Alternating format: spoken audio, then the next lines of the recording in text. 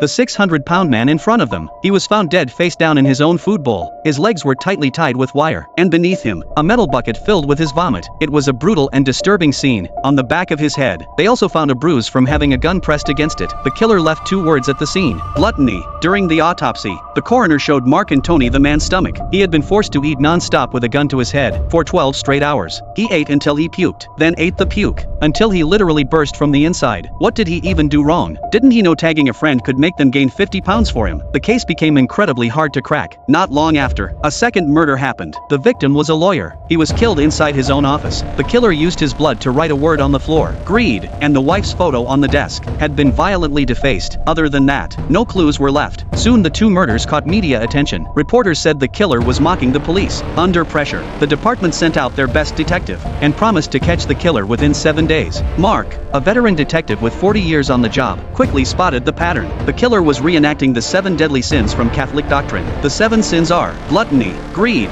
sloth, envy, pride, lust, and wrath. That means 5 more murders could be coming, and with only a week left until retirement. Mark clearly didn't want the case, but the younger detective Tony had never dealt with a case like this before. He was completely lost, with no better option. He invited Mark over for dinner. After they ate, the 2 had a great talk, and Mark finally agreed to help. He thought the lawyer's wife could be a lead, so they brought the crime scene photos to her. She noticed one painting in the office had been hung upside down, so they headed back to the law firm. And sure enough, behind the painting they found fingerprints on the wall. They didn't belong to the lawyer. The killer had arranged them to spell out the words, "Help me," a direct taunt to the police. They ran the prints through the database overnight, and quickly matched them to a suspect.